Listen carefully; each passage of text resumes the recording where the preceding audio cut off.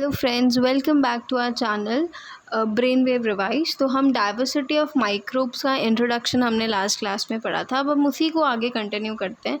तो आज का हमारा जो टॉपिक है वो है position of microbes in the living world. अब देखिए, जो पहले के पुराने सिस्टम थे क्लासिफिकेशन के, उन्होंने लिविंग ऑर्गेनिजम्स को सिर्फ दो ग्रुप्स में डिवाइड किया था। ठीक है, एक आपका ग्रुप था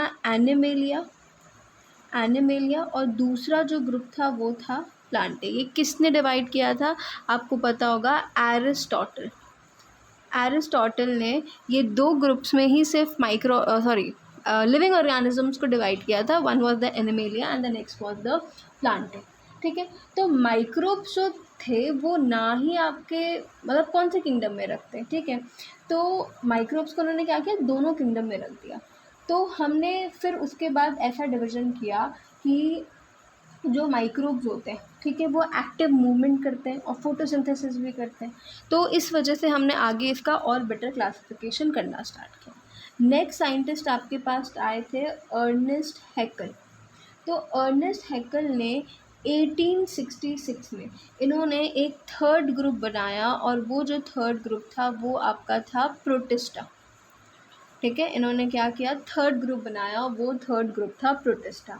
इस प्रोटिस्टा में इन्होंने कुछ बहुत सिंपल बायोलॉजिकल फॉर्म्स रखे। ठीक है, कुछ प्रोटिस्ट थे, उन प्रोटिस्ट में क्या था, न्यूक्लियस प्रेजेंट नहीं था।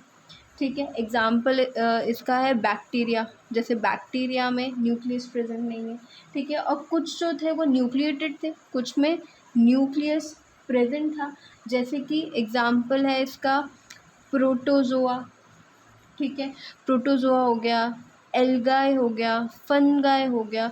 तो यहाँ सब न्यूक्लियस प्रेजेंट था। ठीक है, अब जैसे जैसे इलेक्ट्रॉन माइक्रोस्कोपी का और डेवलपमेंट हुआ तो जो सेल का अल्ट्रा स्ट्रक्चर है वो हम समझने लग गए और वो अपन को बहुत अच्छे से समझ में आने लग गया।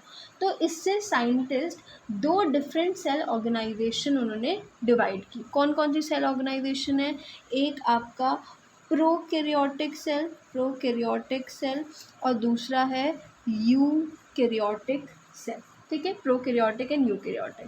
तो प्रोकैरियोटिक सेल्स क्या होते हैं कि जहाँ पे जो न्यूक्लियर मटेरियल होता है, न्यूक्लियर मटेरियल आपका सराउंड नहीं होता है न्यूक्लियर मेम्ब्रेन से। ठीक है, मतलब बेसिकली सिंपल लैंग्वेज में बोला जाए तो यहाँ पर कोई न्यूक्लियर मेम्ब्रेन नहीं होती। ठीक है, प्रोकैरियोट के एग्जाम्पल क्या है? प्रोकैरियोट के एग्जाम्पल आ जाता है आपका बैक्टीरिया हो गया, बैक्टीरिया के बाद फिर साइनोबैक्टीरिया हो गया। ठीक है, साइनोबैक्टीरिया मतलब ब्लू ग्रीन एल्गाई, बीजी ब्लू ग्रीन एल्गाई। ठीक है, फिर यूकैरियोटिक सेल ऑर्गेनाइजेशन में क्या आता है, यहाँ पे ये थोड़ा ज़्यादा कॉम्प्लेक्स फॉर्म हो जाता है और यहाँ पे हर जो सेल है, हर सेल ऑर्गेनेल है, उसकी खुद की एक क्या होती है, मेम्ब्रेन होती है। ठीक है, तो अभी हम प्रोकैरियोटिक और यूकैरियोटिक के बीच में डिफरेंस भी देखेंगे। ये डिफरेंस आपके उसके बाद आपको इसका डिफरेंस बहुत ज़्यादा अच्छे से समझ आ जाएगा। ठीक है, प्रोकैरियोटिक और यूकैरियोटिक। देखो, सबसे पहले बात करते हैं extra cellular structures. Cell wall की बात करें तो प्रोकैरियोटिक में जो सेल वॉल होती है ये आपकी पेप्टिडोग्लाइकन से बनी हुई होती है। मोस्ट सेल्स में ये आपको मिलती है। ठीक है, लेकिन अगर हम यूकैरियोटिक की बात करें तो यहाँ जो आपकी सेल वॉल होगी वो किससे बनी हुई होगी? वो आपकी सेलुलोज से बनी होगी। सेल वॉल सेलुलोज से बनी होती है। ठीक है, काइटिन से बनी हुई होती है, दोनों से भी मिलकर बनी हुई हो सकती है। प्लांट और फंगल सेल्स में आपके ये मिलती है। तो eukaryotic example upon plant and fungi लिख सकते हैं। ठीक है, फिर अगर एक्स्ट्रा सेलुलर स्ट्रक्चर में एक्सटर्नल लेयर की बात करें तो प्रोकैरियोटिक सेल में एक्सटर्नल लेयर जो होती है वो आपकी कैप्सूल की होती है या फिर स्लाइम लेयर बोल सकते हैं कि स्लाइम लेयर यहाँ पे होती है। ठीक है, लेकिन अगर अपन यूकैरियोटिक की बात करें तो एक्सटर्नल लेयर जो होती है ये आपकी पेलिकल की होती है या फिर शेल की होती है। बहुत सारे प्रोटिस्ट में आपको इजीली मिल जाएगी। नेक्स्ट बात करें एक्स्ट्रा सेलुलर स्ट्रक्चर में फ्लैजिला की। तो जो प्रोकैरियोटिक सेल में फ्लैजेला होता है ये आपका किससे मिलकर बना हुआ होता है, ये आपका फाइब्रिल्स से मिलकर बना हुआ होता है। और फाइब्रिल्स किससे मिलकर बने हुए होते हैं, फ्लैजेलन प्रोटीन, फ्लैजेलन इज अ प्रोटीन, ठीक है। फिर अगर हम बात करें यूकैरियोटिक सेल में, तो जो फ्लैजेला होता है ये 2 कॉम्प्लेक्स मेम्ब्रेन से मिलकर बना हुआ होता है, ठीक है। और 9+2 माइक्रोट्यूब्यूल अरेंजमेंट में ये प्रेजेंट होता है। ये 9+2 आपको बहुत अच्छे से याद रखना है।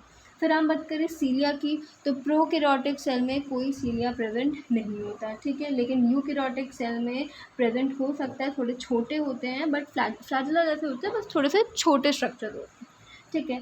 फिर हम बात करें कि एक्स्ट्रा सेलुलर स्ट्रक्चर्स की, पिली, तो ये प्रोकैरियोटिक सेल में प्रेजेंट होता है। कॉन्जुगेशन पिलाई के नाम से अपन इनको बोलते हैं, कॉन्जुगेशन पिली, ठीक है। बहुत सारे प्रोकैरियोटिक सेल्स में होता है और यूकैरियोटिक सेल में कोई पिलाई आपका प्रेजेंट नहीं होता है। ये हमने बात की एक्स्ट्रा सेलुलर स्ट्रक्चर्स की। अब अगर हम बात कर रहे हैं इंट्रा सेलुलर स्ट्रक्चर्स की, तो इंट्रा सेलुलर स्ट्रक्चर्स में आ जाता है जैसे plasma membrane, internal membrane, endoplasmic reticulum. तो सबसे पहले बात करते हैं प्लाज्मा मेम्ब्रेन की। तो प्रोकैरियोटिक सेल में आपका फ्लूइड मोज़ैक स्ट्रक्चर होता है। इस फ्लूइड मोज़ैक स्ट्रक्चर में स्टेरॉल्स नहीं होते, ठीक है। ये चीज़ ध्यान रखना कि स्टेरॉल्स यहाँ पे नहीं होती। यूकैरियोटिक सेल की बात करें तो सेम आपका फ्लूइड मोज़ैक स्ट्रक्चर ही प्रेजेंट होगा और यहाँ साथ के साथ स्टेरॉल्स भी प्रेजेंट होते हैं, ठीक है। फिर इंटरनल मेम्ब्रेन की बात करें तो प्रोकैरियोटिक सेल में सिर्फ फोटोसिंथेटिक ऑर्गेनिजम्स में आपको इंटरनल मेम्ब्रेन मिलेगी। और यूकैरियोटिक सेल की बात करें तो बहुत सारे मेम्ब्रेन एनक्लोज ऑर्गेनल्स होते हैं, ठीक है।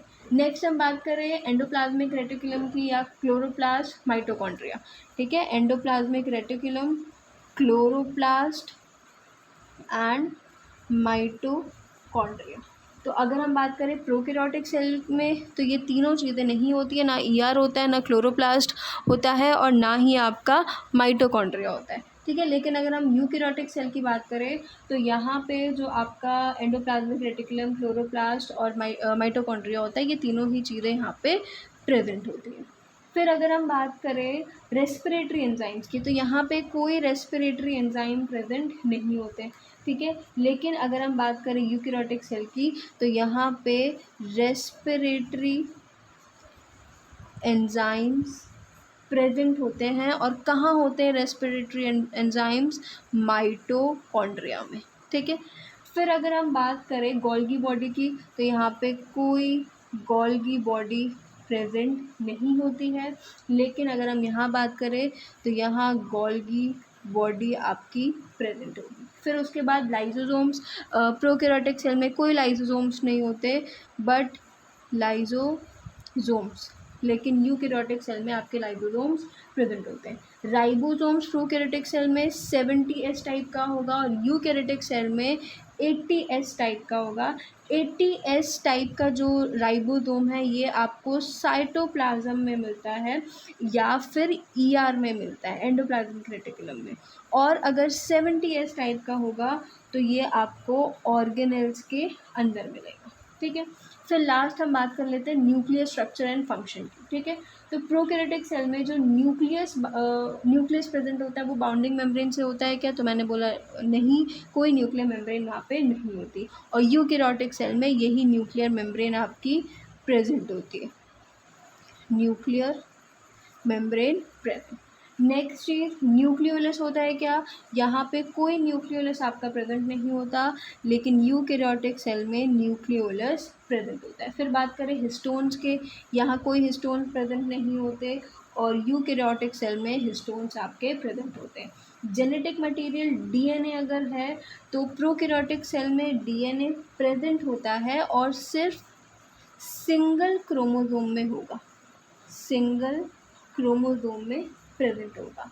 लेकिन अगर यूकैरियोटिक सेल में डीएनए है तो वो पेयर्ड क्रोमोसोम में होता है, पेयर्ड क्रोमोसोम में होगा, ठीक है। फिर अगर हम बात करें एक्स्ट्रा क्रोमोसोमल डीएनए की, तो प्रोकैरियोटिक सेल में एक्स्ट्रा क्रोमोसोमल डीएनए जो होता है, ये एक्स्ट्रा क्रोमोसोमल डीएनए कहाँ पे होता है? सिर्फ प्लाज्मिड्स में होता है। लेकिन अगर आप यूकैरियोटिक सेल की बात करें तो यह बाकी ऑर्गेनल्स में भी होता है। फॉर एग्जांपल माइटोकॉन्ड्रिया के पास भी खुद का डीएनए होता है, साथ ही साथ क्लोरोप्लास्ट के अंदर भी खुद का डीएनए होता है। फिर हम बात करें माइटोसिस, तो यहाँ पर कोई माइटोसिस नहीं होता है प्रोकैरियोटिक सेल के अंदर, लेकिन यूकैरियोटिक सेल के अंदर आपका माइटोसिस प्रेजेंट होता है। लास्ट चीज़ रिप्रोडक्शन, तो प्रोकैरियोटिक सेल में कौन सा रिप्रोडक्शन होता है? सिर्फ एसेक्सुअल रिप्रोडक्शन होता है, और यूकैरियोटिक सेल में आपका सेक्सुअल रिप्रोडक्शन भी हो सकता है और साथ ही साथ एसेक्सुअल रिप्रोडक्शन भी हो सकता है। ठीक है, तो ये हमारे डिफरेंस थे। अब देखो, जो भी एनिमल्स और प्लांट्स है, आप भले एल्गे की बात करो, फंगाई की बात करो, उनमें यूकैरियोटिक सेल ऑर्गेनाइजेशन ही होती है। ठीक है, तो एक नेचुरल सिस्टम की नीड डेवलप हुई, ठीक है, हमारे जो एंसेस्टर रिलेशनशिप थे उसके अकॉर्डिंग। तो इसलिए जो क्लासिफिकेशन है, ये किसने प्रपोज़ किया था? ये प्रपोज़ किया था रॉबर्ट एच विटेकर। किसने प्रपोज़ किया था? रॉबर्ट एच विटेकर ने। कब? 1969 में। ठीक है, और यही सबसे ज़्यादा एक्सेप्टेड सिस्टम होता है। ठीक है, अब ये जो सिस्टम है, ये 3 क्राइटेरिया पे आपका बना हुआ है। कौन से 3 क्राइटेरिया है? फर्स्ट क्राइटेरिया है कि सेल स्ट्रक्चर कितना कॉम्प्लेक्स है, मतलब सेल आपका प्रोकैरियोटिक है, प्रोकैरियोटिक सेल है या फिर आपका यूकैरियोटिक सेल है। ठीक है, सेकंड क्राइटेरिया क्या है कि बॉडी ऑर्गेनाइजेशन की कॉम्प्लेक्सिटी कितनी है, मतलब जो ऑर्गेनिज्म है वो आपका यूनिसेलुलर है, ठीक है, या फिर सिंपल है, या फिर अपन बोल सकते हैं कि मल्टी सेलुलर है, मतलब कॉम्प्लेक्स है। और जो थर्ड चीज़ थी वो थी मोड ऑफ न्यूट्रिशन, मतलब कैसे मेथड्स कोई ऑर्गेनिज्म यूज़ करता है नरिशमेंट के लिए। ठीक है, तो कौन कौन से मोड्स होते हैं? ऑटोट्रॉफिक हो सकता है, ऑटोट्रॉफिक मतलब फोटोसिंथेसिस कर रहा है, या फिर हेटेरोट्रॉफिक हो सकता है। हेटेरोट्रॉफिक मतलब कि इंजेक्शन या एब्जॉर्प्शन से फूड ले रहा है। तो विटेकर ने ऑर्गेनिजम्स को 5 किंगडम में डिवाइड किया। कितने किंगडम में? 5 किंगडम में डिवाइड किया। उन्होंने सारे प्रोकैरियोट्स को मोनेरा में डाला, ठीक है, और मोस्टली जो यूनिसेलुलर सिंपल यूकैरियोट्स थे उनको प्रोटिस्टा में डाला। ठीक है, उन्होंने फंजाई को अलग किंगडम में डाला क्योंकि उनका न्यूट्रिशन जो होता है वो एब्जॉर्प्शन से होता है। ठीक है, बाकी प्लांट से डिफरेंट होता है। तो ये हमारा position of microbes in the living world ख़त्म होता है। ठीक है, और इसके बाद हम नेक्स्ट लेक्चर में किंगडम मोनेरा पढ़ेंगे। Thank you.